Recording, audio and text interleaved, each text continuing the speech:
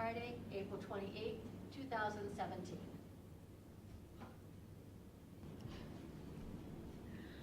Friday, April 28th, 2017. Yep. I pledge allegiance to the flag Of the United States of America and to the republic for which it stands, one nation, under God, indivisible, with liberty and justice for all. Move we dispense with the reading of the minutes? No. No, I have a whole Or stack. approve the minutes? Right here. Approve the minutes of March 16th, 23rd, 27th, and April 3rd. Second? Mr. Monahan? Yeah. Mr. Old? Yes. Mr. Shenango?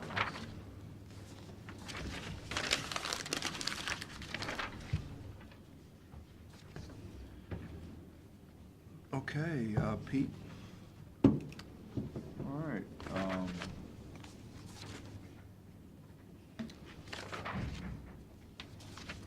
Well, I've given you guys the latest sales tax report numbers. Essentially for this January, it was up 1.25% from the previous year. So now $12,000 is not anything huge or anything to write home about it, but at least it was a little slightly positive. But, according to what I look at, when I look at this analysis, again, because the collection numbers aren't, even over the 12 months, I look at it in relation to the, where we're at for the percent of the total collected. So when you look at that piece, historical percentage, we're 1% above on budget, we're 2/3% above. So it's nothing really that great. I think that, might have been the last time we were all together, I talked about, we're going out for bids for, we're going out for pricing on the electric power. We break it into two pieces, which is what we call large users and small users. We got the final pricing back. Yeah, we're going to stay with our current supplier for a 3-year period. Based on the current rates and the rates we're going to go to, they've estimated, like for the large accounts, that's about $156,000 over the 3-year period we'll save, and about $13,000 over the 3-year period we'll save on the smaller accounts. So that's where we're at.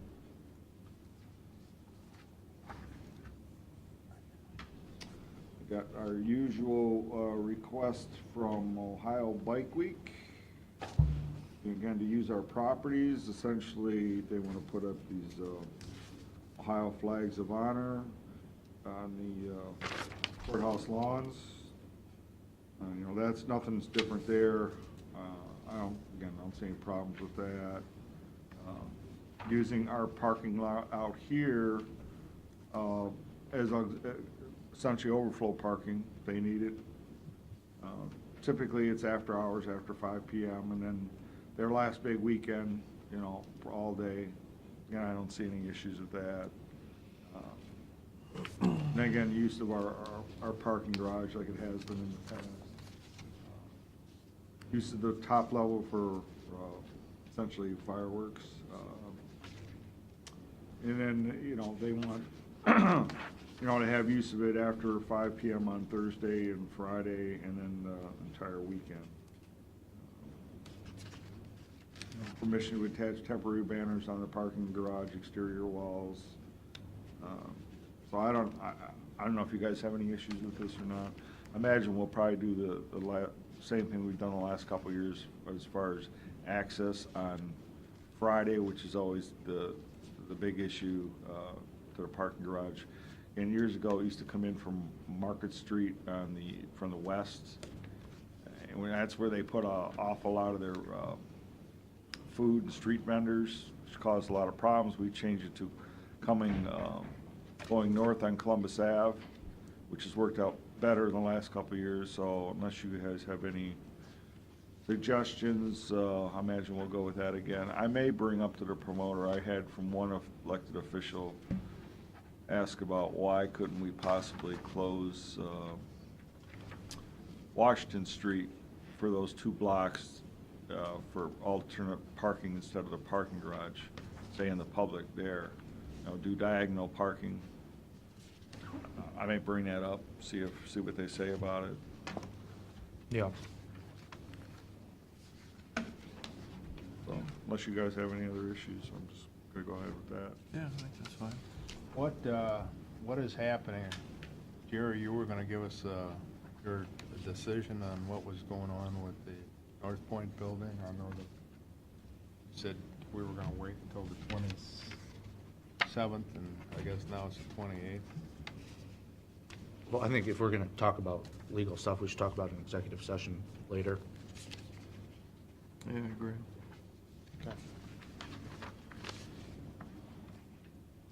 Okay, got one more thing. I sent an email out to you guys about, forwarded this from TMCOG, which is the Toledo Metropolitan Area Council of Governments. Essentially, they want a letter of support sending to the federal government. Because there's pretty strong talk about cutting the funding for the Great Lakes Initiative,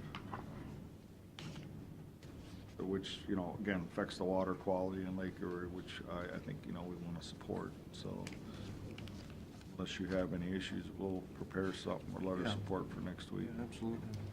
Okay. Yeah, I'm good with that. All right. Okay, that's all I got. Oh, as I can't read it, is it? Yes, that's why I did it, because Mr. Ed?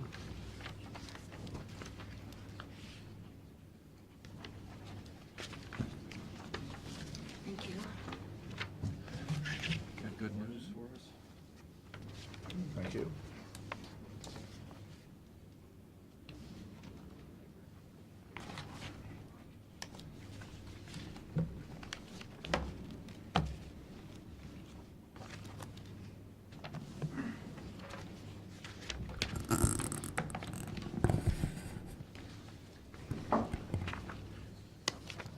You guys remodeled since I was here the last time. Oh, yeah. You need me to fix that a little bit? Can I see that? I can. If you want to use.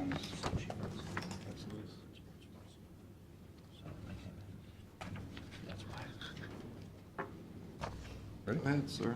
Good morning. Morning. So you're not putting one down there, Pete, for overhead?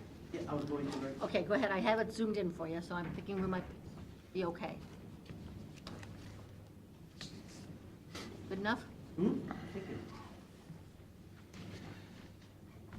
you. The first page is basically the revenue and expense comparison for the first 3 months before we do our analysis, and typically there's a surplus, and it's down a little bit if you don't look at why. So And again, these numbers do not include anything with the sunset sales tax or the lodging tax. correct, this is just the core part of the general fund. Yep. And why are the expenses up? We'll look at that in a second. Okay. But yeah, that's just kind of the way it comes out. And we always look at things, figure out why it's doing what it's doing. So really, if we can jump to page 2, on the revenue side, the cost allocation invoices are out. Just some departments choose to pay them and some haven't.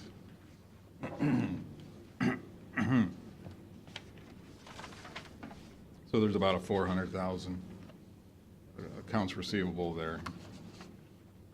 Maybe if we added a late charge, those would pay quicker, I don't know. Where's that at? It's under the cost allocation.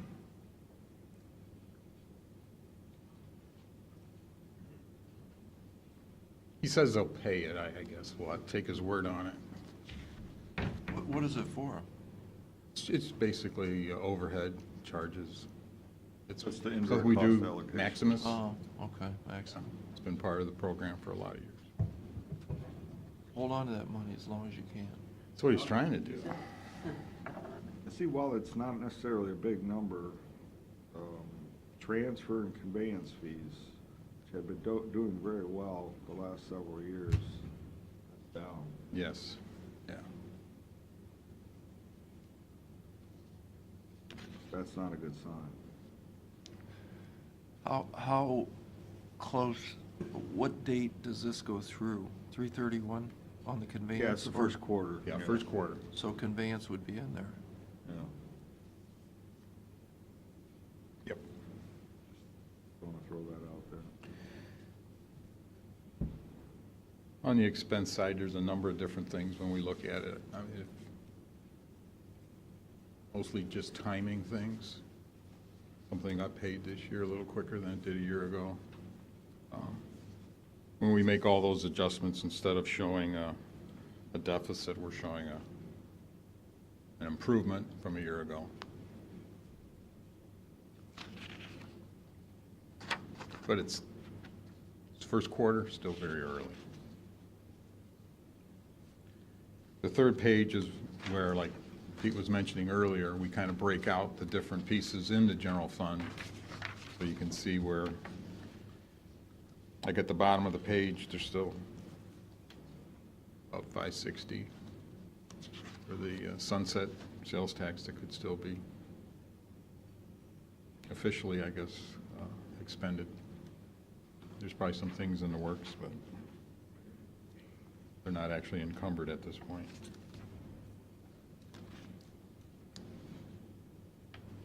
I don't know if there's any questions on the general fund part. Hold on a second. Okay.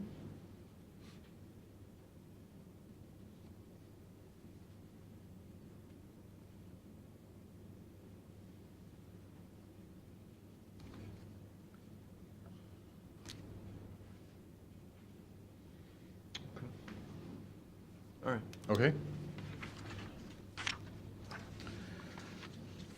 The fourth page shows the comparisons for the Department of Job and Family Services. Would note that the middle part, the public assistance, there was a number of transfers, like in the first week or so of April, that would be over 300,000. It doesn't totally offset that. And some of the way they move funds around, it can get a little hard to track, but did ask if they had any concerns, and Deb Hare did comment that they are concerned about the state funding. I think everybody that gets state funding is concerned about it. Sure. And there's also a formula change that's being contemplated that could also affect the amount of state funds they would receive. I don't know if there's any other questions on that. We're down in children's services. Yes. Pretty much the general fund transfers are where they were a year ago at this time. We are budgeted to give them more dollars as the year goes on, but Do you remember what that was? For the year, Yeah. 1,838,000. yeah, What was it last year? 1,000,005? 635, I think. Or 635. 635, So 200,000 more. yeah. Okay.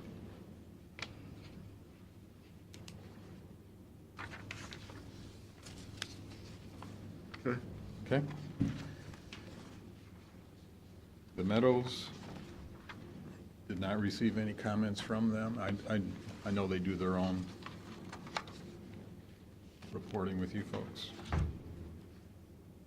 Certainly the revenues are still improving, but likewise, they're spending more money, but better position than they have been in prior years.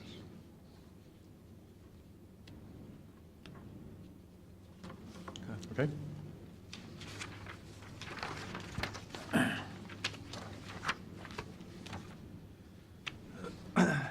Page 6 is the solid waste district.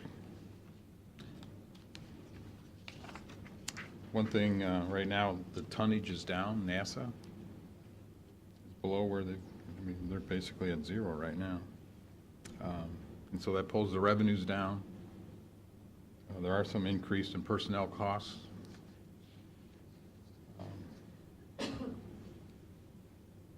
With all the environmental services departments, their cash positions are all better than they were a year ago.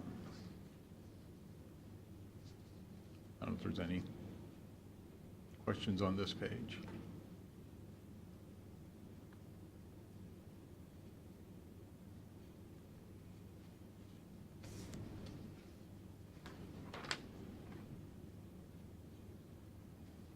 We do try to include statistics on the bottom for whether they're water, sewer flows, or tonnage with the landfill and solid waste.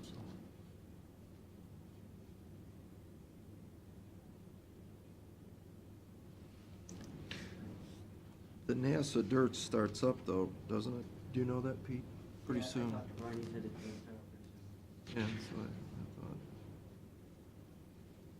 thought.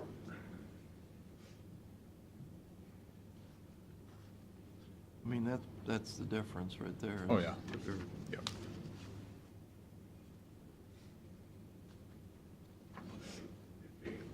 Okay. Okay.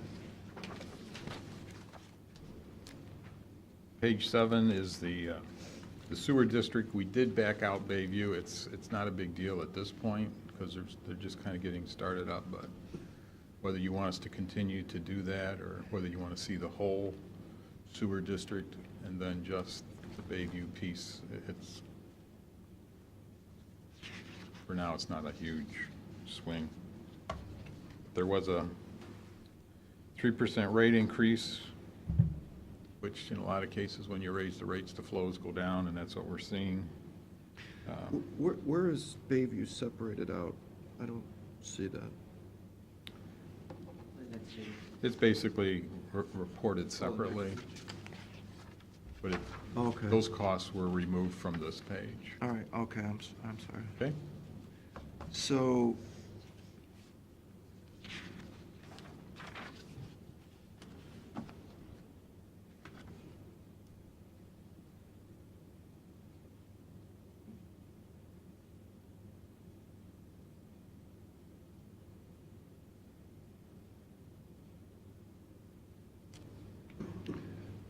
Pete, is this the year that we got I thought we had some debt service dropping off in 17.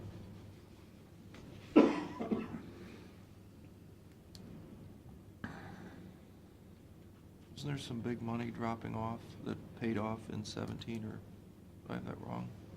I'm trying to remember. We added some debt with the jetback truck. Excuse me. I can't remember. No, from 15 to 16 was the big drop off. But I thought there was something else coming. Possible, but probably wasn't that big. We had some small PWC. Some drop small off. stuff. That's really small. Would you do that and email it to us? You know, that one sheet that shows when the different payments are on.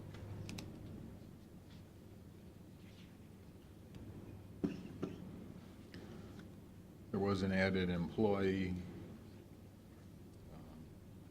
Then there was additional treatment costs.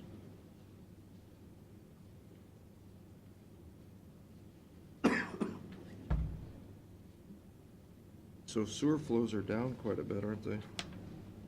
Yes.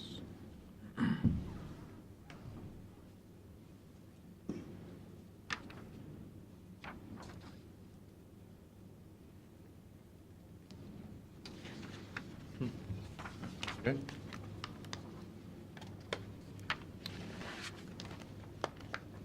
Like we said, page 8 is Bayview. It's just getting started up. It's not a whole lot there at this point. Nothing to really compare with.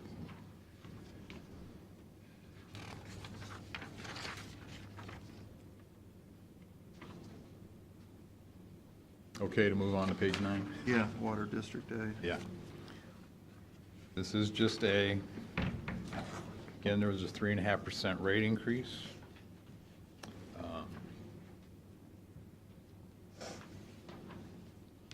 Doesn't seem to be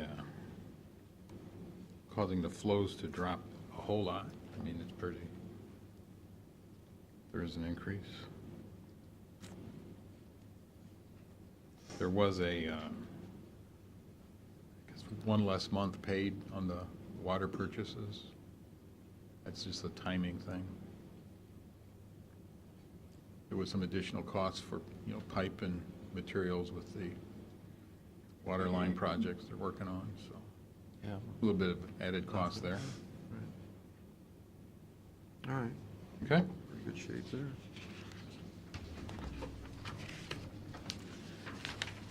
Page 10's water B.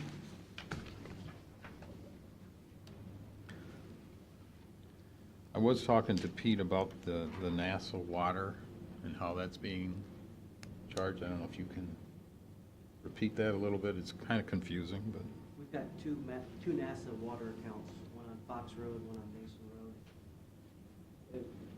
Per discussions early last year, it was determined that the one in Mason Road was actually in Water District B. And so we moved that revenue, it used to get posted to A, we've moved that to B, starting in February of 16.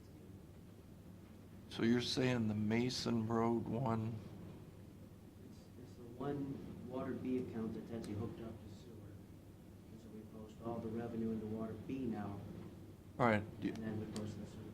so the map that we use that shows the blue, the light blue and dark blue, you're saying that tap is on the District B light blue?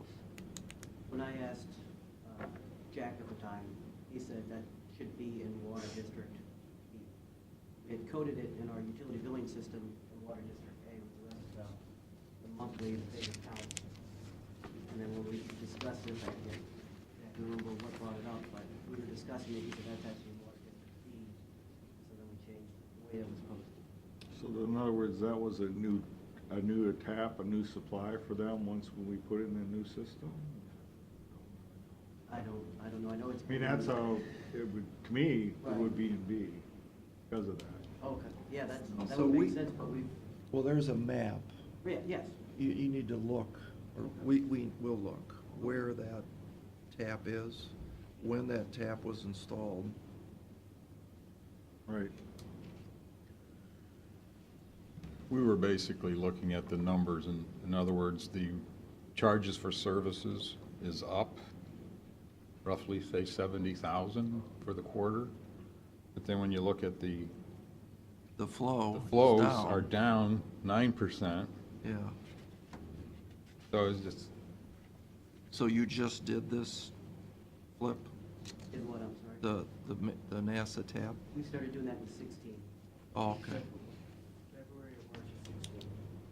We also reallocated revenues too. Right, we've reallocated bulk revenues, and then we started doing that in October of 2016.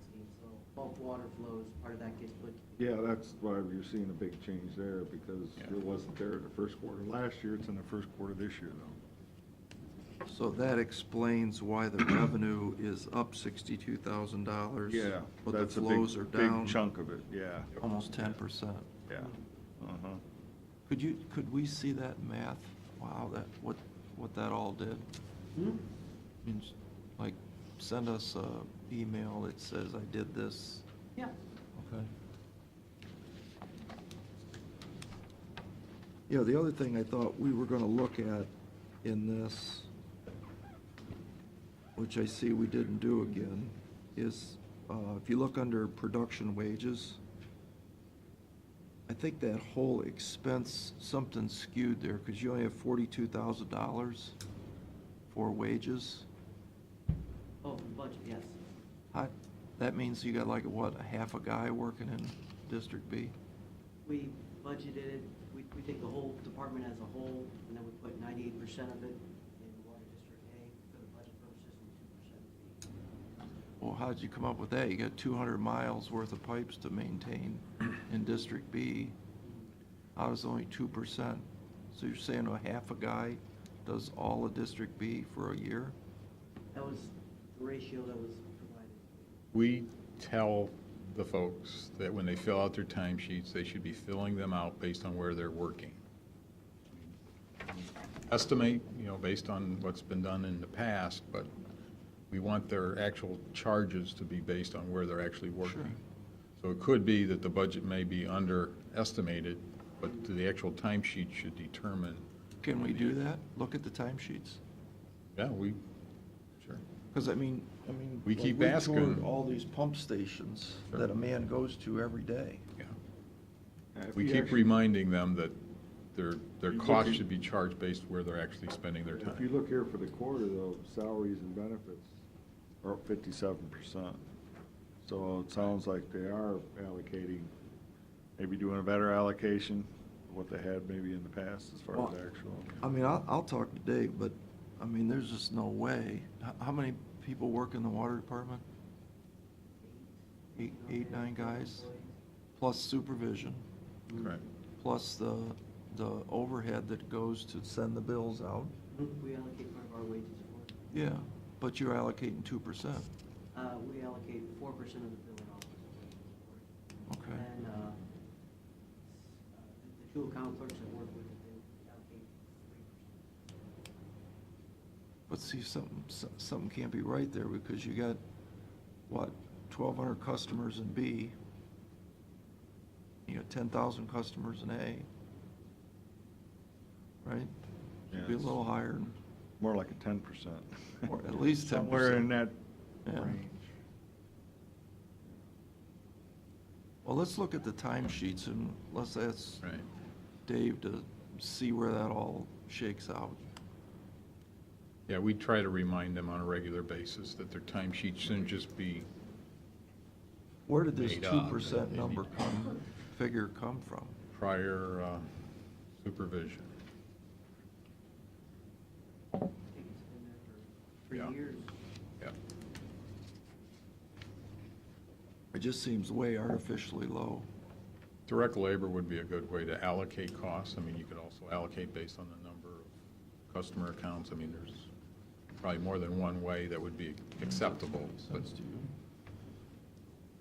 Sounds about right.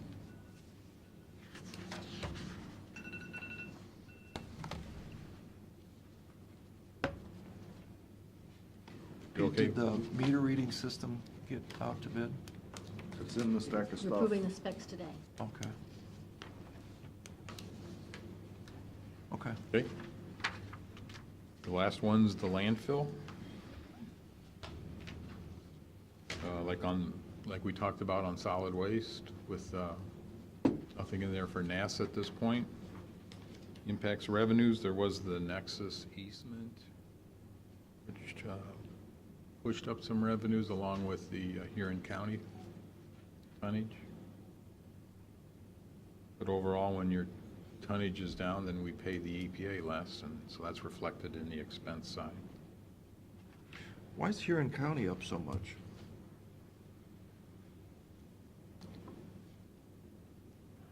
Guess we could see if Brian has an idea, I don't know. Yeah, I mean, it's about 25%.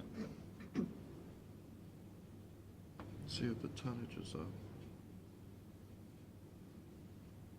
Oh, yeah, tonnage is way up. For them.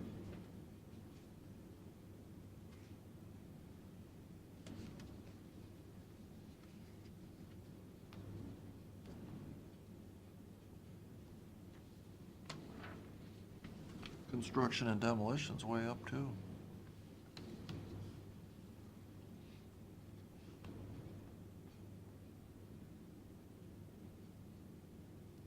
Yeah, that's a good sign.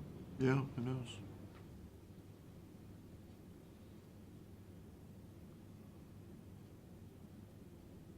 Okay, All set? thanks. Nice job. Think of anything later, let us know. Thank you.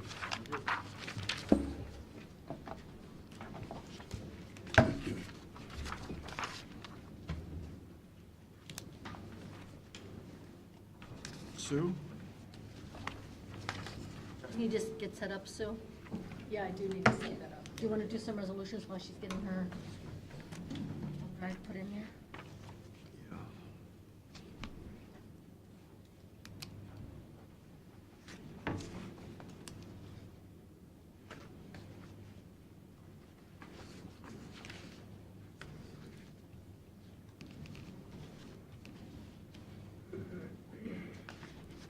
Do you have some resolutions ready?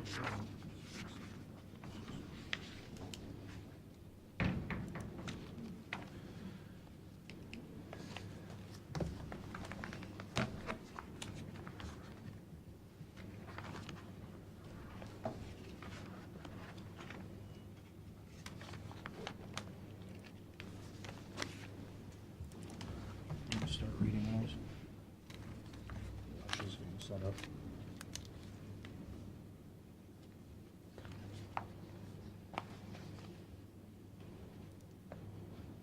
Practice. We're out of practice. I guess. You ready for some resolutions? Do you want to read those? Yeah, I'm looking at this one I'm- here right Oh, actually, Sue's ready if you want to. I just don't know how to project it. Oh, I'll do that. Okay. You're all Alright. set? We'll just go ahead with her then. No, she's gonna go. Sue's gonna go. We were also gonna do that. She's getting set up. Just getting set Go. up. Great. This is the second quarter report for serving our seniors and the utilization of services in our work to help older adults maintain their independence. So the blue bar reflects our current year, and you have a 2-year comparison to see how utilization has changed. So this slide reflects the number of callers. So as you can see, in the first quarter, we had higher than usual, and second quarter has leveled out for the number of people. And this just gives you another illustration about the volume of questions, problems, and concerns called into the office. And again, the blue line represents the second quarter, first and second quarter.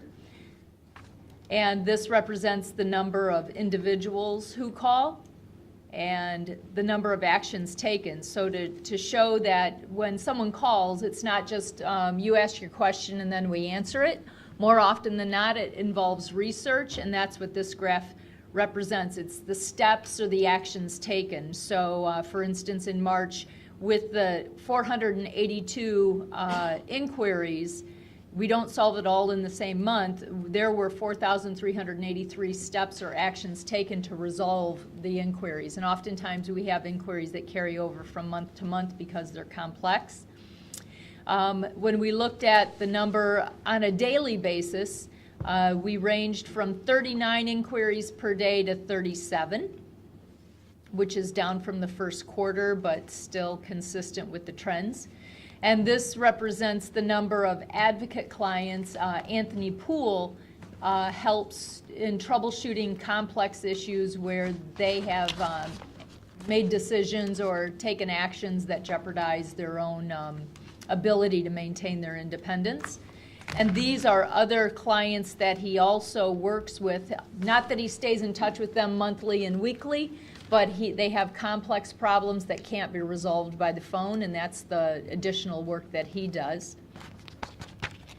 And then we looked at rural at-home delivered meals, the congregate meal program, and what you'll see is a significant drop in February and March compared to January, and that reflects Kelly's Island. Kelly's Island normally has a lunch group that meets in the wintertime, twice a week, but there were no restaurants open on Kelly's Island. And so because there was no licensed food provider, there was no method of being able to operate the rural luncheon group. So the numbers that you see in February and March reflect Florence Township, which really is surprising to me that that group has maintained a steady and regular attendance for that congregate meal site for senior citizens in Florence Township. This represents the number of older adults that we're helping by providing a nurse's aide in the home. So with a population of over 18,000 older adults age 60 and older, 20 is really a very small number. So it's misleading. The offering 175 to 149 hours is not a reflection of the number of older adults who need help in the home. It's a reflection of the nurses' aide shortage. We have 5 contracts with home health agencies, and they cannot accept our referral because they do not have any staff to staff the case. And this is not unique to serving our seniors. This is being seen throughout Ohio Medicaid waiver programs, where they also use the same home health agencies to assist older adults to remain out of a nursing home, and they too are having difficulty staffing those cases. This represents a slide of the number of minor home repairs that we've done since October, and it's lower than usual. I believe what this may be an indication of is there are more older adults moving to rental housing. I know that one of the things that we're seeing anecdotally is the number of older adults who can't afford to stay in their home, primarily because they still have debt on it. And when bills catch up to them, they are applying to live in subsidized senior housing. So what we are seeing is a greater need for not even necessarily subsidized housing, but modestly sized rental apartments for older adults, something that they can afford around the $600 a month rental rate. Because clearly between utilities, home maintenance, and unfortunately the mortgage debt that we're seeing older adults still carry in retirement is not affordable, especially when one of the spouses passes away. And that's when everything comes to a head and people come to us. Out-of-town transportation is increasing. This is the program where we will have volunteer drivers take people to healthcare appointments. More often than not, it's Cleveland Clinic Way, but oftentimes to University of Toledo Medical College. And this reflects the number of weekday transportation clients. So these are individuals that are only counted once, but you can see a significant increase in the month of March, and we saw it in our invoice. Normally, our weekday transportation costs that are paid to Sandusky Transit System are between $14,000 and $15,000. This month in March, we paid over $20,000 in transportation. And so we are scrutinizing the names of the individuals that we're being billed for. It's possible that there are 8 people. They're not in our database, so we've got to substantiate that they really are 60 and older and they really live in Erie County. But we've had a significant jump, as you can see, to go from 151 to 174 people, and we can only maybe identify 9 that may or may not be 60 or may not live in Erie County. And I think when it all push comes to shove, I think we're going to find that maybe a couple of them we've caught that we've been billed for and shouldn't have. But I guess what I'm here to say is the importance for transportation is going to be crucial for maintaining the independence of older adults who are living in Erie County. The How to Be Your Healthcare Advocate class, I need to update this slide. In February, we were approached by the Area Office on Aging, and we certified a coworker who is teaching older adults who are living with diabetes how to do so more successfully. And that course has really attracted a steady attendance. We had 22 people for the first class, and it's a 6-week course, and we only lost 2 students, so we had steady attendance for 6 weeks, and we're offering it every 6 weeks, and there is an interest in it. We're still averaging 20 to 22 people who are enrolling in that, and just to make you aware, we have clients who are spending $600 a month for injectable insulin. So diabetes is a very expensive condition, and Medicare Part D does not always pay the bill, and so I think working to educate people to manage their blood sugar, there's a financial incentive, because how many people have $400 and $600 a month to spend on their injectable insulin? Where are you holding those classes, sir? We're holding them throughout Erie County. We started in Sandusky. The current one is being held in Huron, and we're trying to hold the next one in Vermilion if we can get enough interest. We need at least no less than 10 people actually attending. So in order to ensure that, we try to have a class enrollment of 15. In the event that a couple people have to drop out, we're still at the number of 10 So we're subsidizing, we are subsidizing 7 individuals. Back in the late 90s, we started the Affordable Medications Program. And the one drug that doesn't ever get donated to the drug repository is injectable insulin. So what we've done, were those individuals that we have been helping, we've continued to carry. So that comes directly out of your coffers? The senior services tax levy, correct. And then with Medicare Part D, this shows the number of people who have actually needed to use our subsidy so they could afford their insulin. So although we have 7 insulin-dependent diabetics, so far their Medicare Part D has been covering their costs and they haven't had to come to us for that. But we are looking into finding a way to purchase insulin from Canada. And just because it would take a $400 a month insulin bill to $160. So this represents the number of individuals that we are helping who are getting name brand drugs free from the manufacturer, and that's been staying pretty steady all along. And this is the drug repository, a continuous and steady drop. So this represents the number of clients. So you can see that a couple years ago we were helping almost 35 people in a month, and now we're down to 14.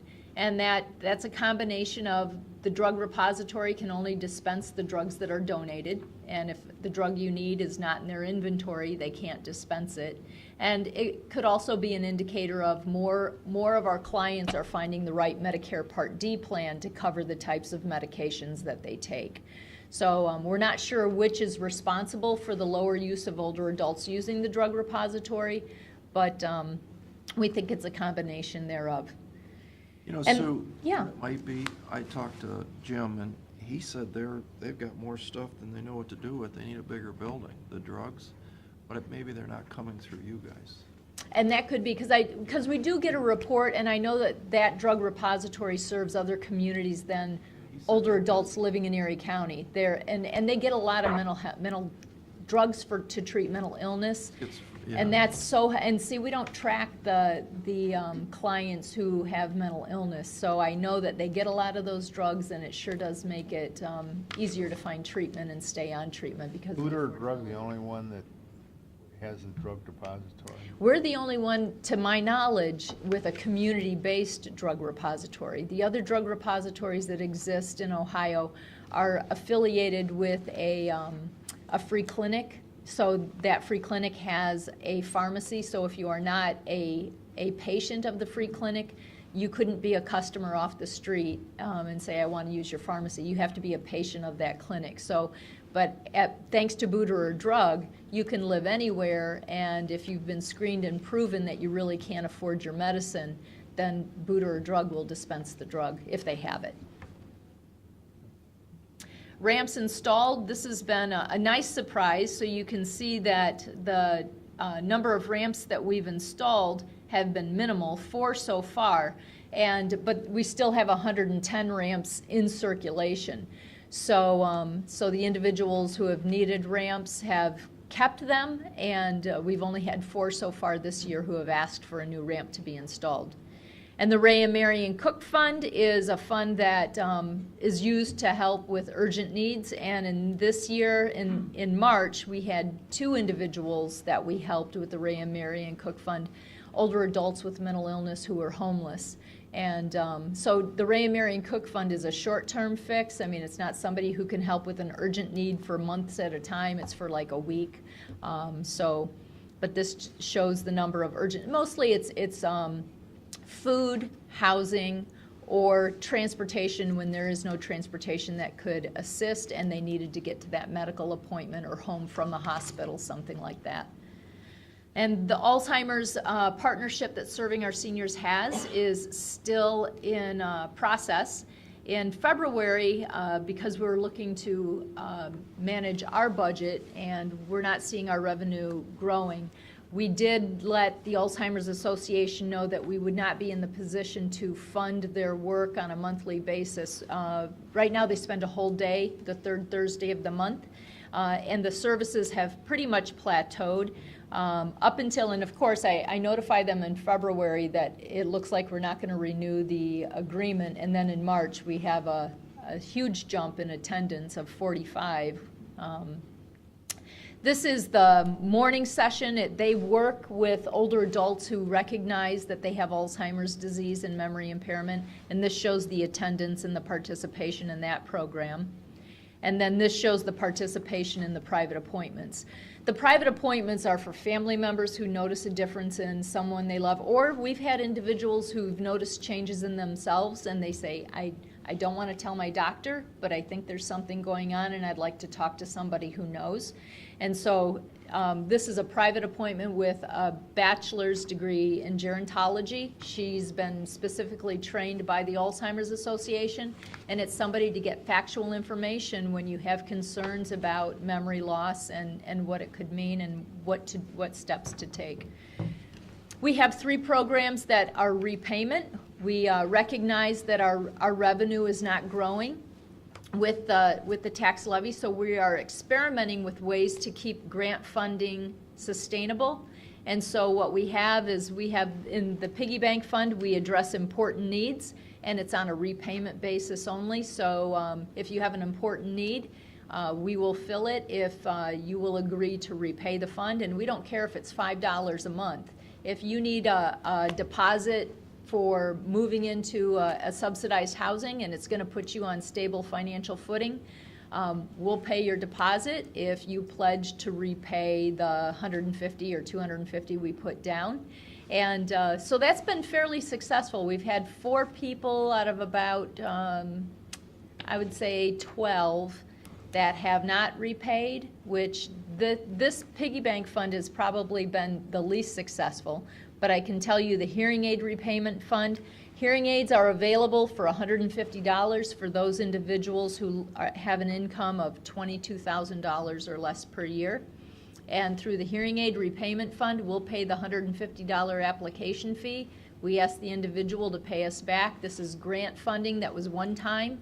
And so far, we've had everybody but one pay us back. And so we've got plenty of money to help people who live at $22,000 gross annual income. They're eligible for brand new hearing aids, but you have to apply. And we can assist the older adults with that. We use the Erie County Health Department's dental clinic, and this is also on a repayment basis, and this has been going well, although our data suggests that having to repay, even if it's as little as $5 a month, it detours people from wanting to get general dental care. And that's, any questions? No, thank you. No, just keep up the good work. You guys you're always coming up with good ideas and helping a lot of people. Thank you. So thank you. So the next report is now about financial elder abuse. I'm kind of wondering where your cohorts are. Yeah, I am too. They got notice, right? They sure did. Ziggy's coming? Yes. And so is Kevin Baxter. I wonder if he's out of town. You know, he confirmed the appointment with me, not recently, but when I set it up, he said, okay. I didn't see him yesterday out at the Space Force thing. He usually goes to stuff like that. I'll call him. So do you want me to not do it and wait for them to arrive? You tell me. Well, let me call him. Why don't we'll Okay. do something else while we wait and see if Okay. we get an answer from them.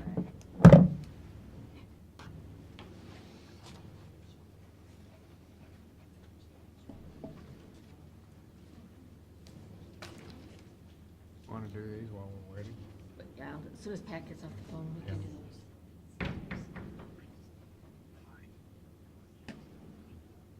Didn't answer. How about if I have Aaron call them, and then we'll do the resolutions? All right, let's do some resolutions. I can't do both, sorry. Oh, Okay, it's either coming or it's not. Yes, so. okay. are we ready? Yes. I will do. You Thank agree, you. please appoint Ed Widman, County Government, Paul Cook, Financial Institution, Robert Heim, Utilities, and Tom Sloma, Business Community, to the Community Development Block Grant Revolving Loan Committee for a 5-year period. Second. Mr. Monahan? Yes. Mr. Old? Yes. Mr. Shenigo? Yes. Resolution of the board for the purpose of entering into an agreement with Smartville. Second. Mr. Monahan? Yes. Mr. Old? Yes. Mr. Shenigo? Yes. Resolution for the purpose of entering into an agreement with MT Business Technologies. Second? Mr. Monahan? Yes. Mr. Old? Yes. Mr. Shenigo? Yes.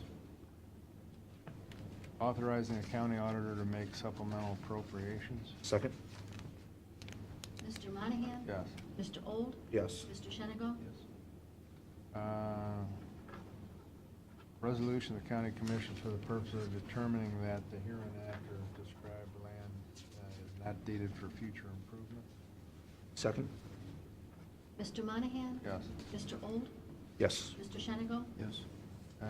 Resolution for the agreement with the cities of Sandusky, Huron, and Vermillion for the program year 2017 Community Housing Impact CHIP Program. Second? Mr. Monahan? Yes. Mr. Old? Yes. Mr. Shenigo? Yes. Resolution for the purpose of endorsing education in Erie County. Second? Mr. Monahan? Yes. Mr. Old? Yes. Mr. Shenigo? Resolution for the purpose of entering into an agreement with Medical Mutual. Second? Mr. Monahan? Yes. Mr. Old? Yes. Mr. Shenigo? Yes. Resolution for the purpose of entering into an agreement with the Total ID Solutions. Second? Mr. Monahan? Yes. Mr. Old? Yes. Mr. Shenigo? Resolution for us to approve Summit the Ohio Development Service Agency, Office of Community Development. Second?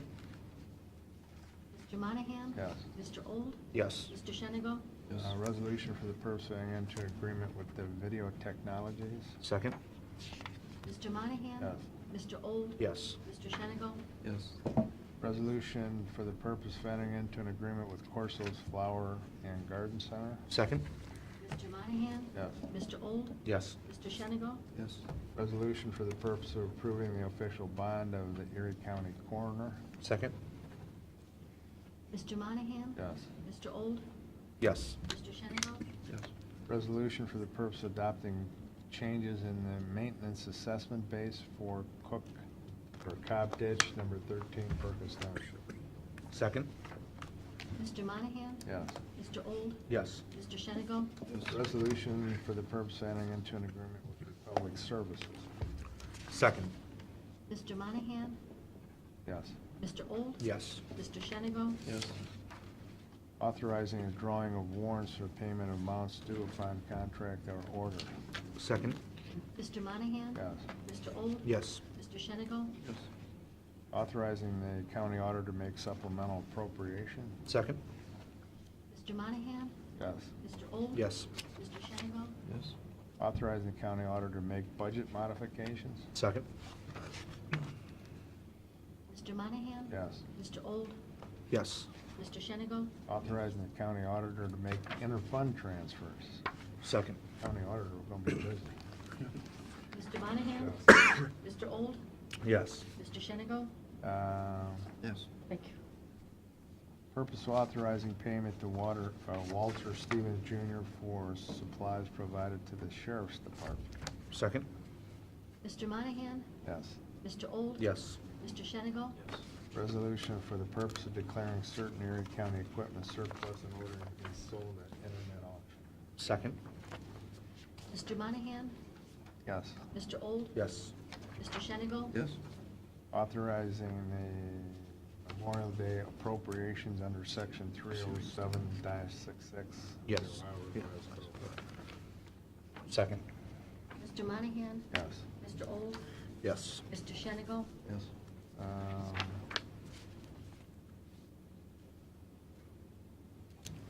Accept the bid approved on April 27th.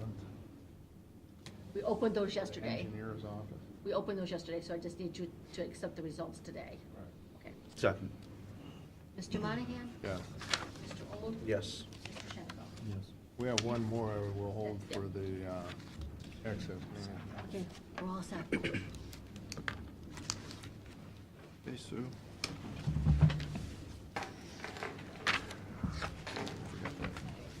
I didn't see them, I don't know.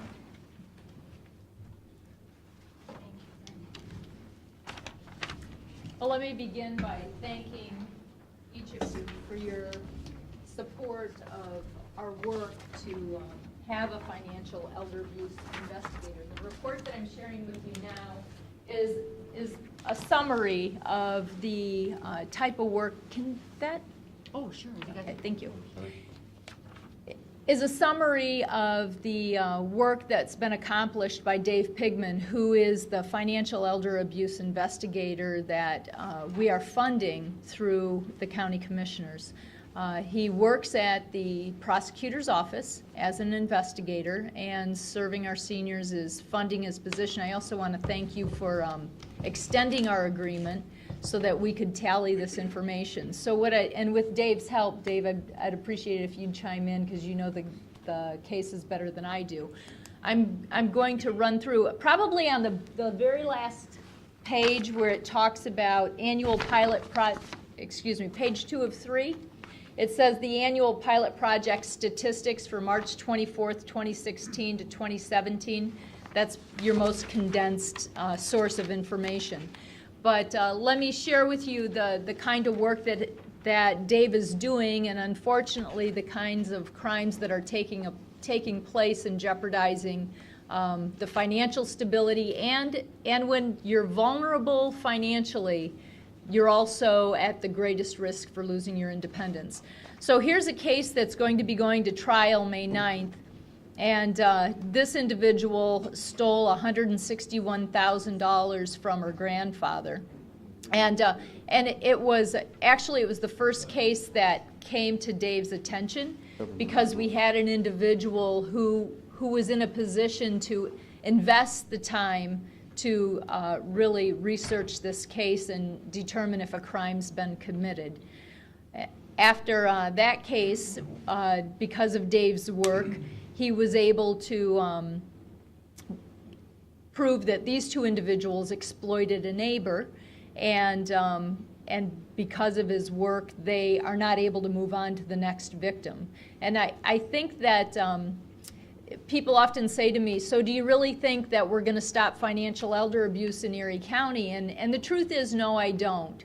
But what I do think we can do is, if we have an expert working on these kinds of cases, if people are going to exploit an older person, I think we can create a reputation for ourselves that they're going to choose to do it in Huron County, Ottawa County, or Lorain County and not do it here. Why do it here if you've got somebody actually working on this, when you can go to another county and have nobody working on this? This is another case where it was a caregiver, and when you look at the number of cases that were worked on, and this is consistent with the national trends, it's friends, just like the neighbor, and family and caregivers that are really exploiting and defrauding the older people. So this is another situation where the caregiver was involved and ripped off the older person for over $47,000. This is another case that involved a relative, the granddaughter, and visited a grandparent in a rural community, very rural community. And if we didn't have anybody like this, small police departments don't have the skills and the time to invest in cases like this. So it's easy to say, you know, I'll get to it when I can get to it. But thank goodness Berlin Heights Police Department referred it, and it was investigated, and it's proven to be a case of financial elder abuse. Here's another situation with a caregiver that took advantage of a peer. She's 70. The victim was 70 years old, and she herself is an older adult, and stole over $12,000, and is currently in the Erie County Jail. So when we looked at who the victims are, a 91-year-old female, an 84-year-old female, and a male and a female victim, both over the age of 70. These are cases that I'm currently working on that I hope to have prosecution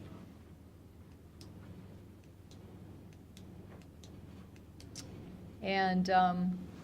And then we had other cases referred by the sheriff's office, and I really want to applaud the sheriff's office too, because I think that's one law enforcement agency that's really done a great job bringing their their deputies up to speed, because they were the ones who cracked the case with the driveway scammers.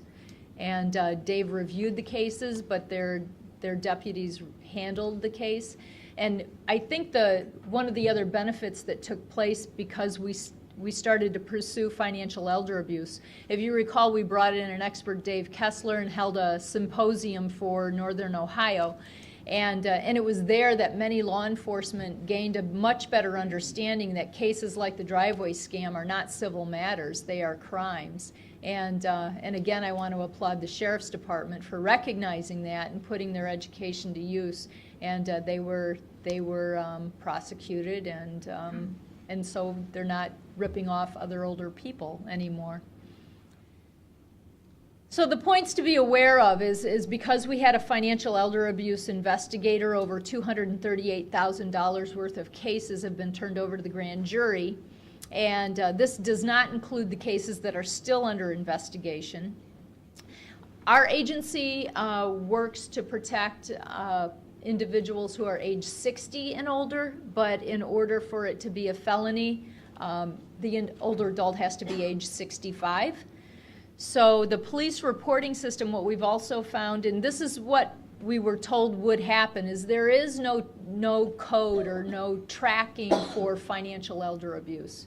So finding a comparison is really difficult because there's no uniform code for when you come upon a financial elder abuse case, you code it as this. But that's one of the things that we've learned that we'd like to change if we are able to keep the financial elder abuse investigator position in place. And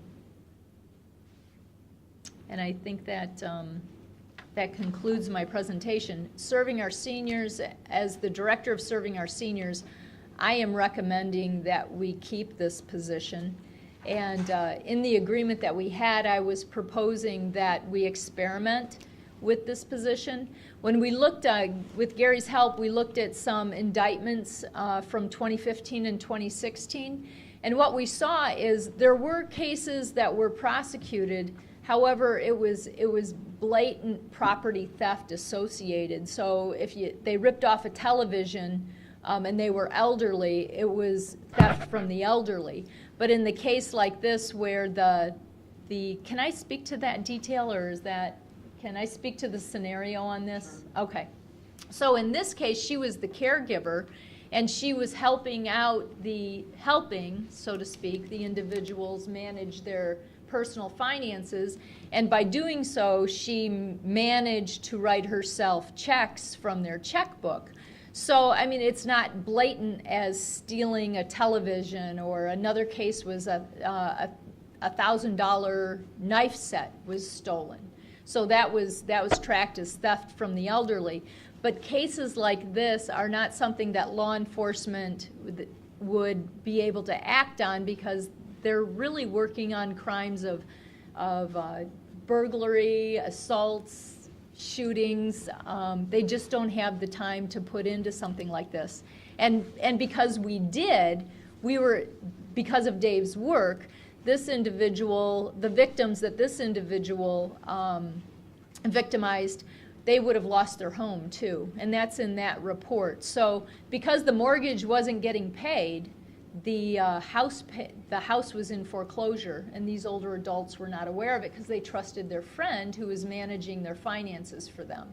So they saved a $109,000 home to foreclosure, in addition to identifying that she ripped them off for over $47,000. So when you look at the amount of money that's spent to have a financial elder abuse investigator and compare it to the cost of the crime, the value for having a financial elder abuse investigator is very high. And for that reason, as the director of Serving Our Seniors, I am recommending that we continue with the financial elder abuse investigator position. And in the proposal that I offered the commission last year, I asked if we could fund the position for the first 12 months to see if we can collect enough data to show if it has social value. And I believe it does. Going into the second year, I would like to ask the commission if they would consider sharing the cost of that salary, which would be about $9,000. So Serving Our Seniors would contribute $9,000, and I am here to ask if the county commissioners would consider contributing $9,000 toward keeping this position alive. You're already contributing a vehicle, an office space, and supervision, and I appreciate that a lot. However, if you find that it is possible to help us share in the cost of having a financial elder abuse investigator, I think that this is just the tip of the iceberg, and I think that I think it's going to produce greater benefits in the future. These, when you say it's on continuance awaiting trial, I mean, some of these that you showed us, these people are guilty, they're These people have been indicted. Right. And they're. it's in the waiting court for system. trial. So it's $18,000 total? Yes.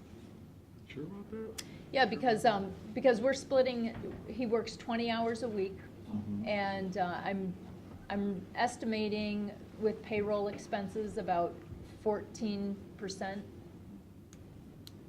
No, it's more than that. It is? About 30% probably. Well, without health insurance, but still, you're closer to 18. 14 is just PRS alone. You gotta add in Medicare and workers' comp. Okay, so I may be off on payroll taxes Yeah. then. Okay, Yeah, I thought that was low. I thought it okay. was So it might be 20 or, yeah, I think it's 10,000. 10 to 12, somewhere in that range, I think is what it is. So if it's 12, are you good with that? That would be great. I mean, Yeah, you we're wanna- good, yes. Yeah, let's try it another year. Great, thank you very much. Just for one more year then. Yeah, see, Mhm. Yeah, why don't Well, if you you'll do be another here. Okay. MOU for a 1-year period? Thank you. Okay. And Sheriff and Kevin, I didn't mean to steal the show here, so if there's any remarks that you would like to contribute. you guys probably ought to talk up because we're gonna take 6 out of Kevin's budget and 6 out of Kevin's budget. Hang on a minute. One thing Sue didn't mention, and I think is important, is we've been invited to apply for a $10,000 grant through AARP, and the grant money is to be used to training with all the local banks, like the credit unions and so forth and so on, to be able to train the tellers, because that's really going to be kind of the first line of defense, to recognize when something may be going on, because sometimes this happens over an extended period of time where I take a little bit here, a little bit there, and if you're not really monitoring it, and I'm associated with one bank that's very interested, my son's associated with a larger bank that he's committed to funnel the information out through the larger bank, to see if they would be willing to participate. It's like a webinar, but it just gives you the signs. And the only thing we really are asking is, if you suspect it, report it. And we'll let Detective Pigman or the local police departments do the investigation to determine whether or not it's actually a case of financial elder abuse. Our big thing now is getting people to report the crime or suspected crime, as opposed to just kind of being silent because it's a family member or a relative and they don't want to prosecute a family member or a relative. So. You know, it's funny you'd say that because a couple weeks ago, I was at one of the banks in town, and the teller was telling me the story about a lady that she just told the manager, and the manager called the police because she suspected something wasn't right. This older woman was trying to transfer this money to this person, and I wonder if that isn't something that wouldn't be an educational process. You know, we don't have that many branches in town to go talk to the managers individually and, you know, here's what I'm doing, you know, this is what's happening, type of thing. The other thing I always thought with my parents is the amount of mail that comes in every day is just amazing, to save the cats or the National Highway Patrol Association. And they give you a little pin, little thing that you get, and, you know, they think it's worth something, send us $10. I mean, ought to be a law against it, you would think. 'Cause And right people now, do. banks are not mandated reporters. So there's a bill that's going nowhere fast in the state legislature, but banks do not have to report if they suspect financial irregularities. But you still have, I think if you told your story, Well, to- and- you know, yeah, a lot of and- people just morally say, you know, something's not right Right. here. They do. Is there somebody I could call? They do on Exactly, occasion. yeah. Yeah. A lot of that going on. You know, Sue's been a real leader in this, and I thank her for that, but, you know, just take 2 minutes from the prosecutor's standpoint. You know, I look at this like bookends of life. And you've got your children and child abuse, and you got elderly abuse, because the law actually has been changed over the years to recognize the vulnerability of those two segments of the population. And with child abuse, we of course have a very vibrant and successful child abuse task force team, which is led by A.J. Lowe of Department of Human Services, but a collective effort throughout the county with all law enforcement, social workers, a lot of various disciplines, prosecutors. Every month we meet. That turned into Michael's house, and the rest is history. On the same end, I look at that as the other vulnerable group, the other bookend, that has elderly abuse, which has just been tremendous over the entire country as far as the exploitation that has occurred. And these are tough cases, like the child abuse, also the elder abuse, for various reasons and dynamics, not to get into, I think we all know those, that those are type of cases that need extensive attention and investigation. Sometimes law enforcement doesn't have, like the detectives and the sheriff's officers, Sandusky or Perkins and so on, they're tied up with burglaries, rapes, homicides, this and that.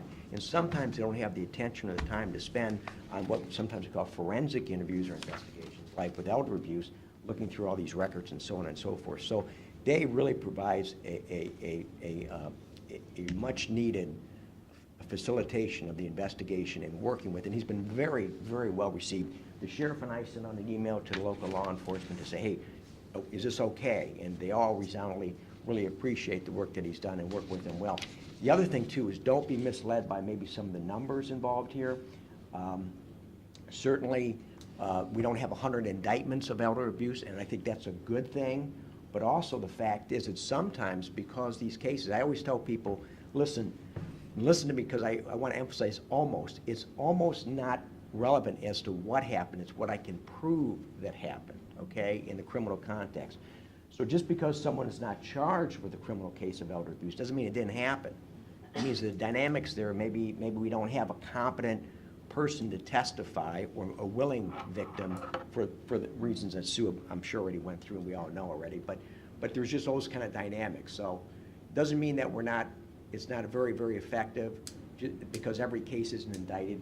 As I think you probably covered, that there are cases we haven't indicted, but we've been able to stop people from gouging the elder victims, as well as maybe even get money back. So, Right. yes, for those reasons, that's my 2 cents. And those reasons are, I think, it's certainly a program. It's a nominal amount, really. I know every dollar is important, but it's a nominal amount given the fact of what we have been able to experience here. Sheriff? Well, thank you for your support for this position. I think it is vitally important. And I would like to reiterate the fact that a lot of these cases do require very, very in-depth investigation. That's why the decision was made to have this position under the auspices of the prosecutor's office. The officers or deputies are sent to the call if someone does call us, and many times these have to be discovered in some other fashion. But if we do get a call, the officer or deputy gets to the house. Many times it's going to be beyond the scope of what that officer, what that deputy can investigate at that time. And it may take hours and hours and days of research to determine whether the issue is criminal, whether it's civil, and then to move forward with criminal prosecution, of course, is going to take the forensic examination of the records that Dave has the time and the education and the professional ability to take care of. And it's not that the law enforcement agencies are not interested in this. That's why we're here today. We're extremely interested in protecting the elderly in this community, but these are, as Mr. Baxter said, sometimes very complex cases. And with a minimum expenditure here, and I'm going to call it minimum,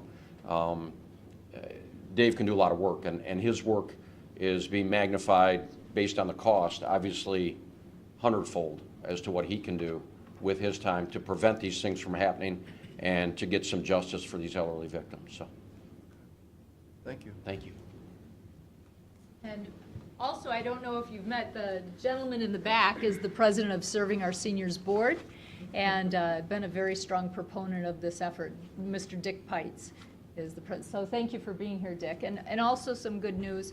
Because financial elder abuse is becoming more of an issue, also with us today is Denise Zanny. She's with Legal Aid, and she too, at their agency, they are working on civil matters involving financial elder abuse. And so she too appreciates that this is a problem, and it's a problem that's worthy of attention. So if we're able to work this out, we'll have somebody dedicated to civil matters of financial elder abuse, and as we have over the past year, somebody to work on the criminal. So I truly appreciate your support for this work, and I know that there aren't many counties in our area that have somebody designated to address this problem. So thanks for taking the risk, and I appreciate your help and your support too. All right, thanks, Sue, for everything. Thank all of you. Thank you. So we're gonna have to do the bid opening, right? Yep. 45?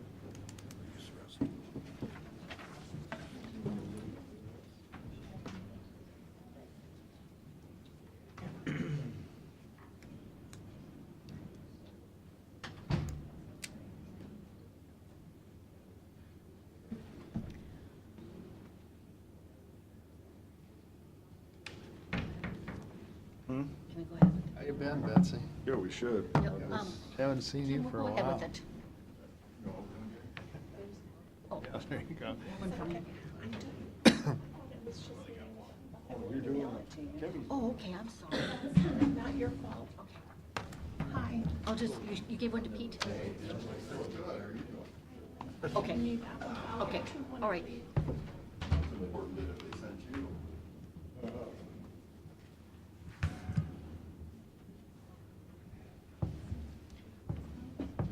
Betsy, we're going to do a bid opening first because that's on schedule at 10:45, so.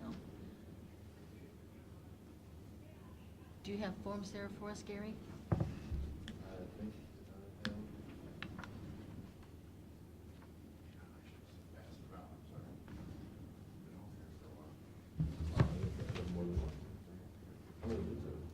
Just one, just Erie.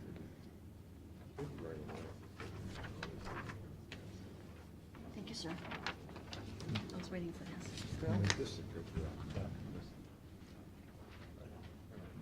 Everybody here was happy, so. Gary, you want to go ahead? You could go ahead and open it. Well, by the time he gets back, we'll have the motion to accept. I was.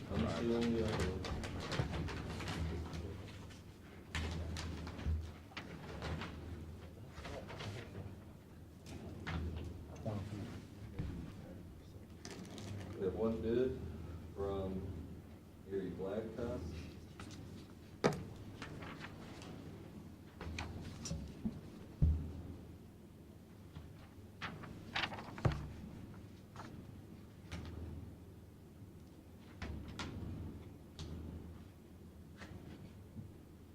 It does contain a bid guarantee and contract bond.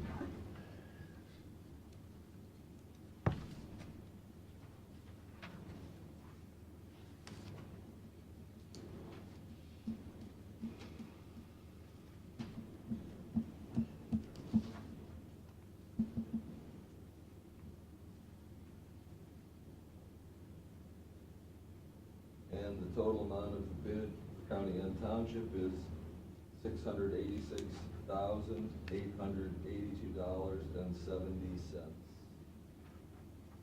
686,82.70. Move we turn this over to the engineer's office. Second. Mr. Monahan? Yeah. Mr. Old? Is that over the 10%? 640, Yeah, yes. Mr. Shenango? Yes. All right, sir.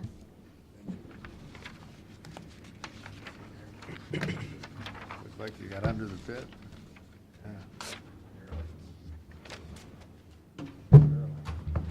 Okay, you're up. Debbie Hodgins with the Erie Ottawa Mental Health and Recovery Board. I'm serving right now as the interim director.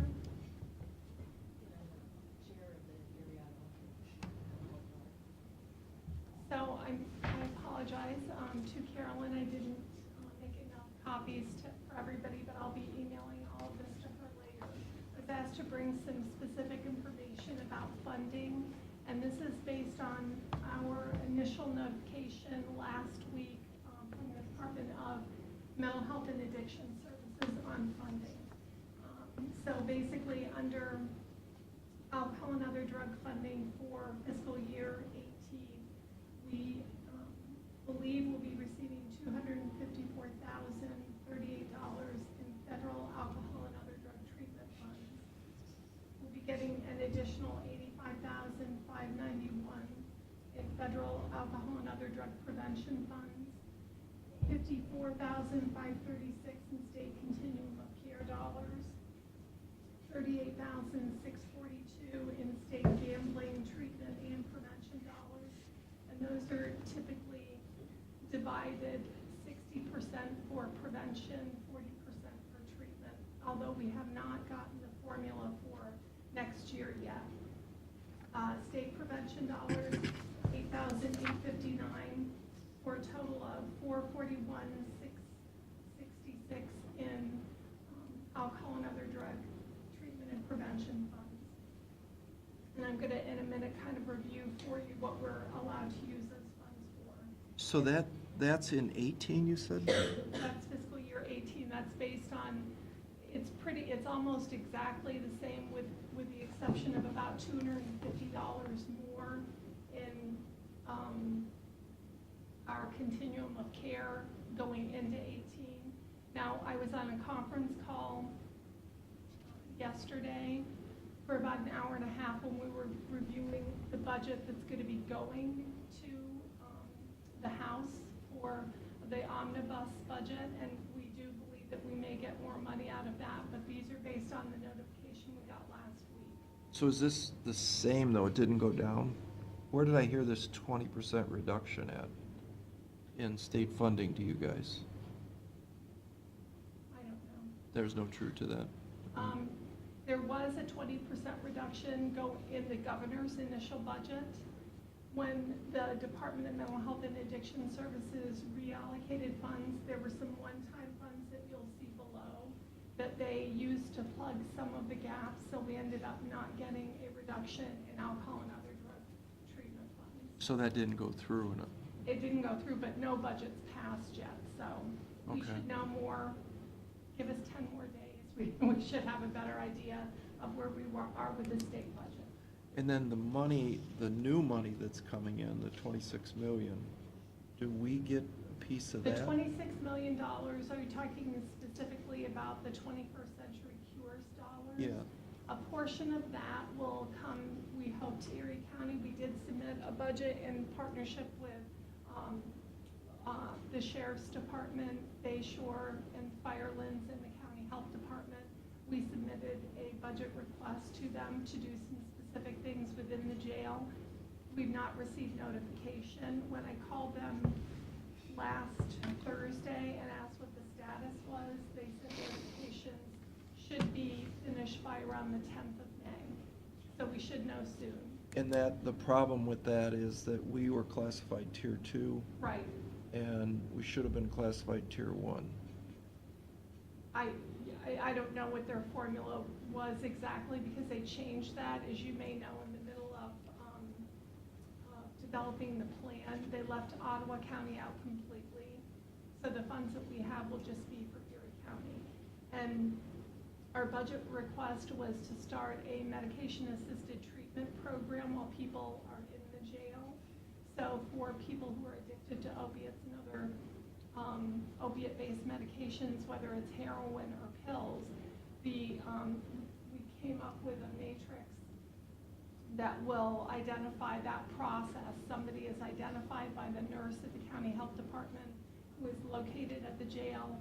They'll do a certain amount of drug testing. That person will be referred for an assessment. And it's our hope once they are completed detoxing, we will be able to start them on Revia, which is an opiate antagonist, and they can start that in the jail and then begin transitioning them to outpatient treatment services and Vivitrol.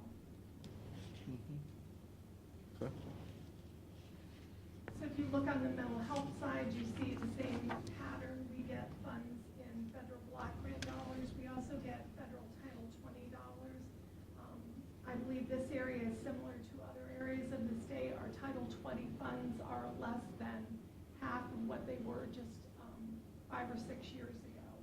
Title 20 funds are used more specifically to provide crisis services in emergency rooms when we don't always know what the population's insurance coverage is. So we use that to provide an initial mental health assessment while somebody's in ER. The largest piece of funding we get from the state is under the state mental health treatment continuum of care. Again, if we go back 5 years ago, we were probably at, in these two counties, probably at $1.2, $1.3 million. So that's been reduced over time. State mental health treatment continuum of care is set at $153,000. State forensic monitoring is a very small and specific fund. If we have somebody who goes into the Toledo State Hospital and they are a forensic patient, they have a legal charge going in. While they're there, they are either restored to competency or they are found to be not restorable to competency. When they come out, these funds are used to monitor them. So we have, and it's obviously not enough money to monitor very many people, but it includes some increased case management services and increased supervision for individuals that are coming out as NGRI or not restorable to competency.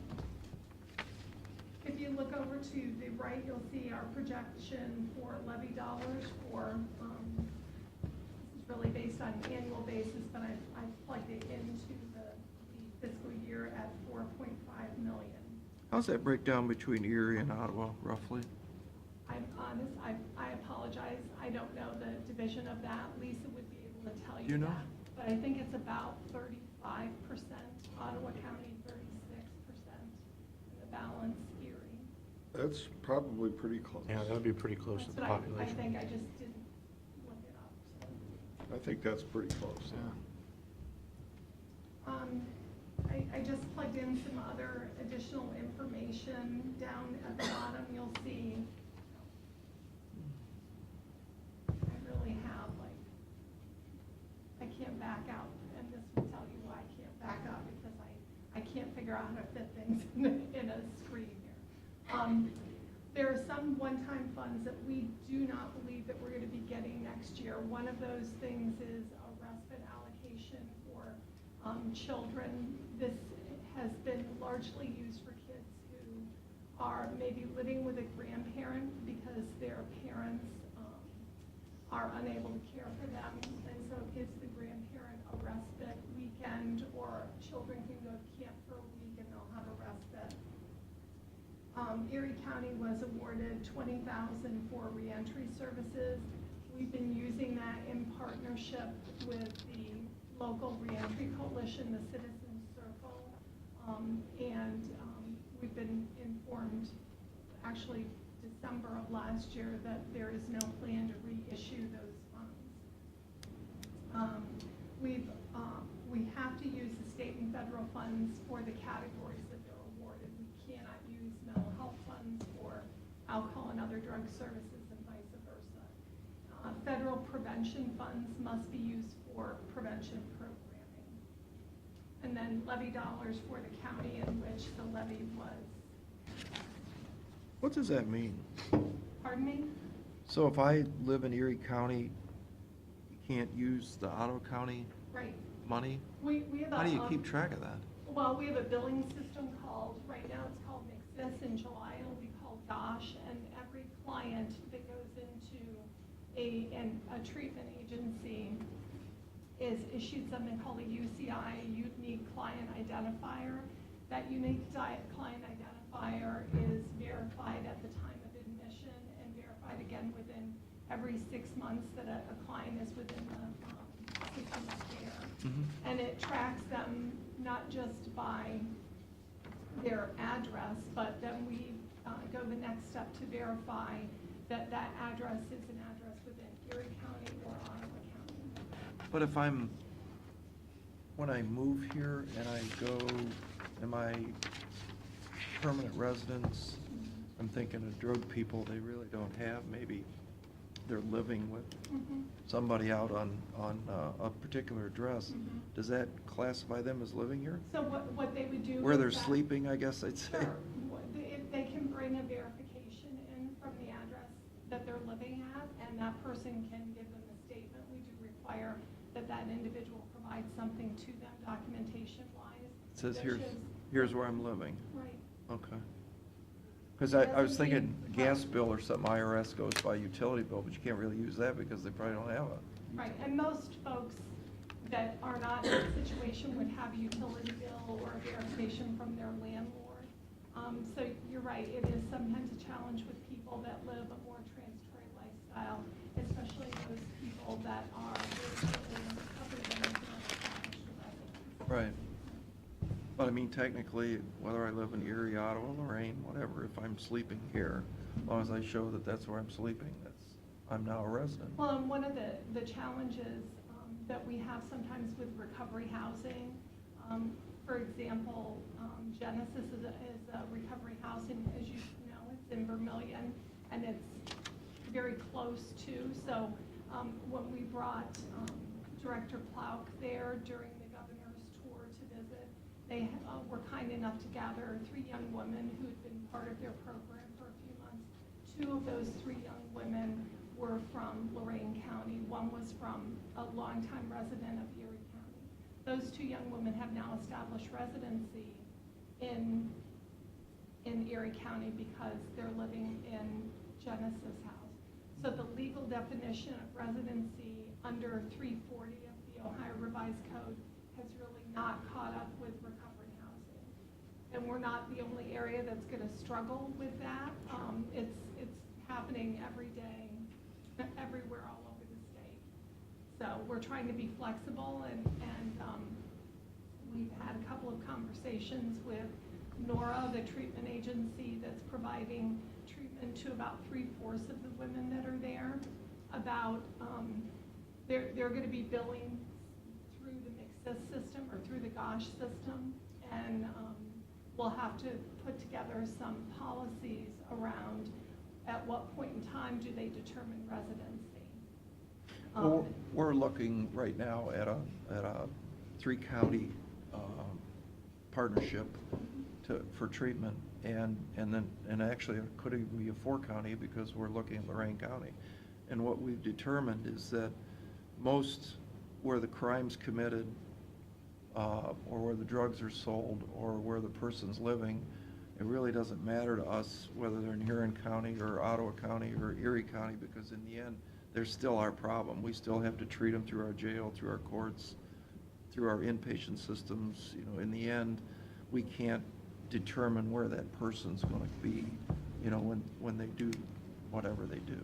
I understand, but we have to kind of go back and look at the language in any kind of tax levy, and it says, I'm going to get it wrong, but generally, these taxes are raised and to be used for the citizens of the county that is passing the taxes. So it's kind of a pledge that we make through that tax language to the taxpayer. The positive thing is, if you're establishing something like that, every ADAM board or community mental health board in the state has the same billing type function, whether it's the GOSH system, and I believe Huron County is going to be going with GOSH. Erie, Ottawa is starting in July. I haven't talked to Charlie and Elaine in Lorain County, but there are, there's a way for us to collaborate to make sure that funding follows the individual if they're receiving a billable service, and we have a contract with the agency delivering that service. So you'd mentioned Genesis, and in the end, when that girl moves from Lorain County and now she's a permanent resident of Genesis, Right. she stay there forever, she's renting. Right, and those 2 young women are benefiting from the fact that this board approved funds to help them be Right. there. Yeah. But we now welcome them as Erie County citizens, I think. Right. Right. Yeah. So, it isn't difficult to establish residency. One of the things that a person has to do is sign a verification of where they believe that they're a resident of and where they intend to remain. Yeah, It's easy. a pretty simple Yeah. process. Right, good. And the reason the law looks at it a little bit differently, for example, Erie County has 2 mental health group homes in Erie County, 1 in Ottawa County. There are fewer group homes around the state than there is need. And so very often, people will travel several counties away. That county that placed that person under the current law is responsible for maintaining those services to that individual. Same with our boarding on children. Right. Right, it's the same situation. Yeah, the difference is that legally, we're placing a child. We choose to put them over here, and therefore the dollars follow, and we have to pay that bill.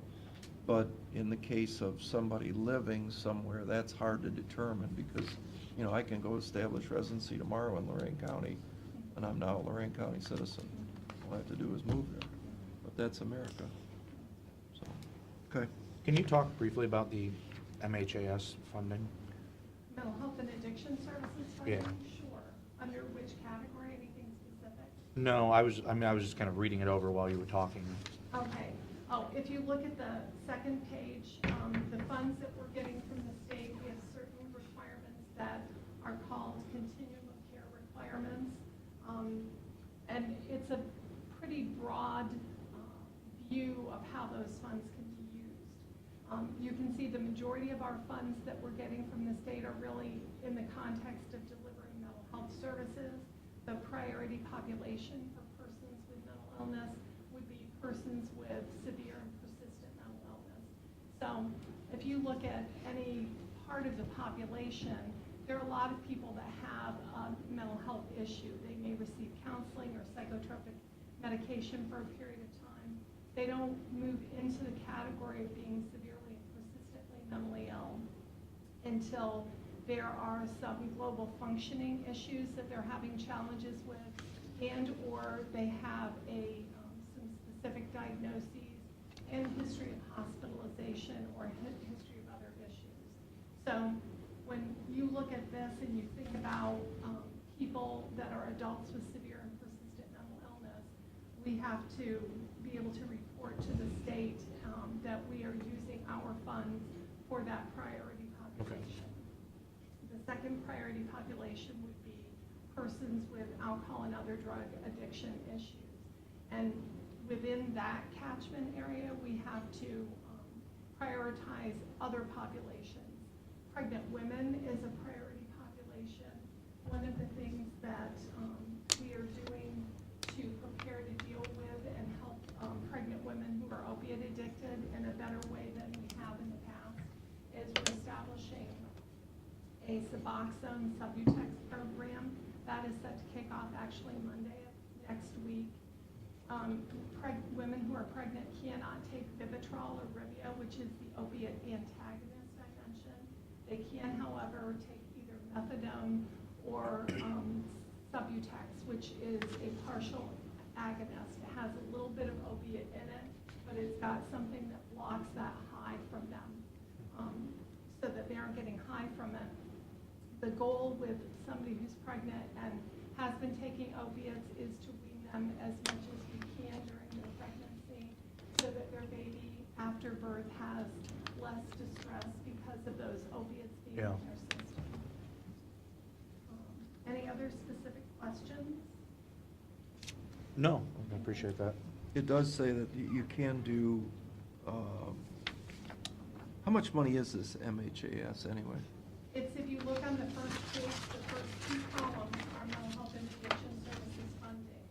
Column 1 would be alcohol and other drug funding, and column 2 would be the mental health funding. Okay, that makes sense. And the money you give Genesis, where's that at? We're using local levy dollars there because Genesis is not a certified program. We cannot use mental health and addiction services money for programs that have not been certified to be an alcohol, either from the Department of Mental Health and Addiction Services or from a higher certification like CARF or JACO. Yeah, because it's a sober living, not a treatment Right, it's facility. housing. But a treatment facility could be.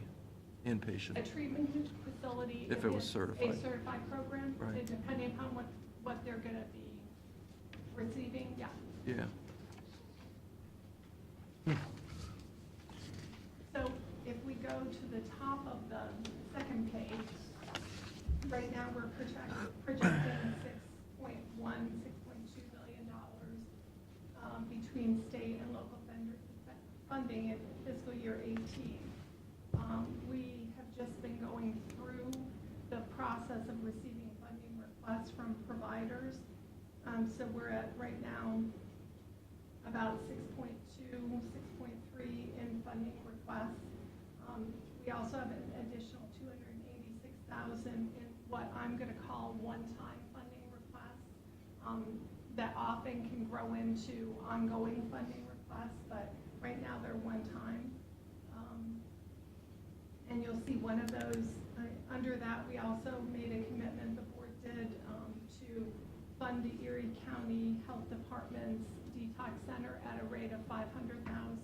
They already have $100,000 of that. They'll be receiving, and I believe we've already received the bill for fiscal year 18. They'll be getting another $100,000. That's to be paid out in increments of $100,000 over the next 4 years.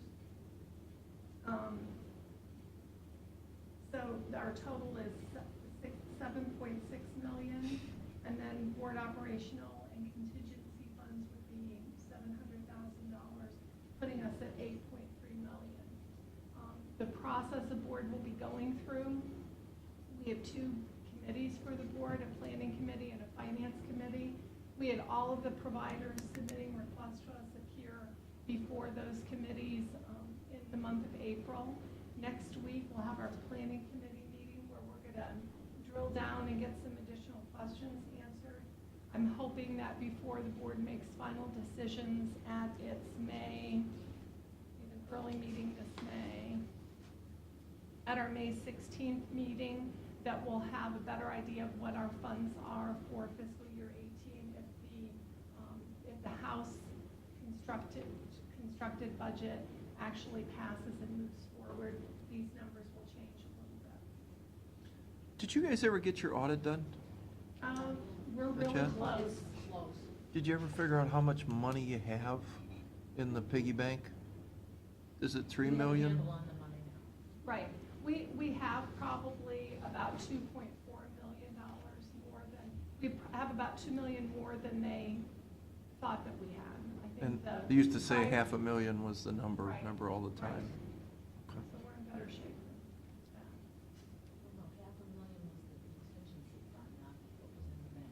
But they always used to say there was $500,000 that's, what do we call in reserve?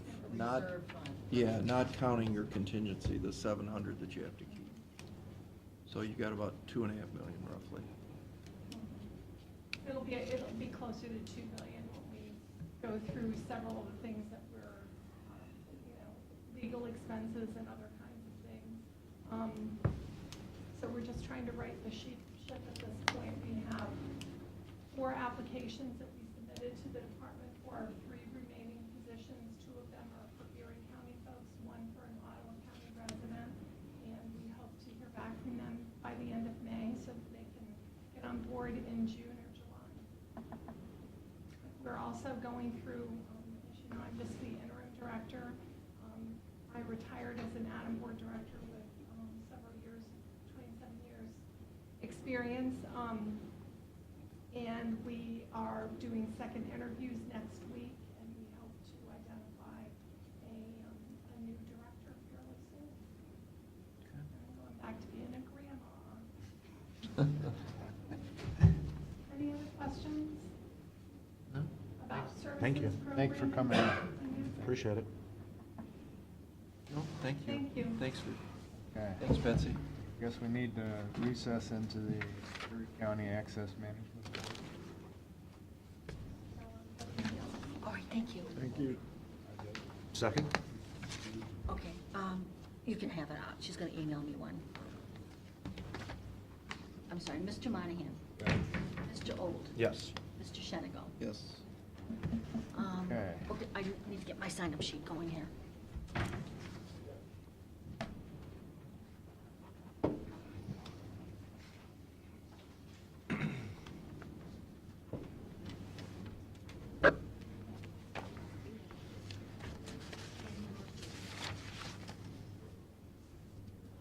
Janet Rogers is gonna be here, but if not, I can handle it, I think.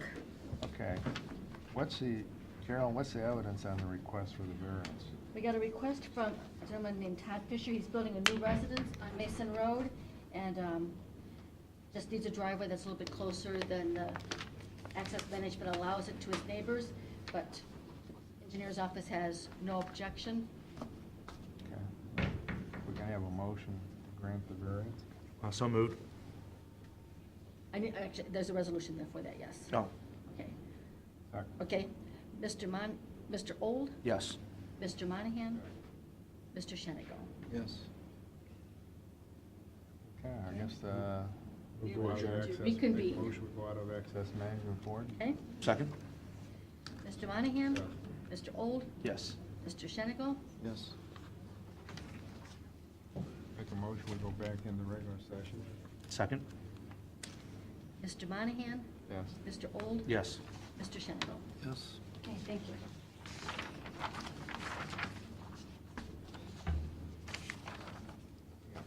Okay. Okay, so we're done. Public comment, and then we're done. Okay. Public comment? Is there any action after the executive session? No. Would be of any value for me to stay some of the topic, one of your topics happened a few weeks ago? I anticipate no discussion after the meeting, or after the executive session.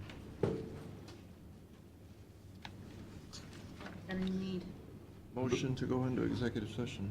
I need closed session regarding employment, and a closed session regarding litigation, and then a closed session regarding the new session today, which is, Right now, I'll make a motion that we adjourn into executive session to discuss employment. Second. okay. Mr. Old, Yes. Mr. Monahan, Mr. Shenick.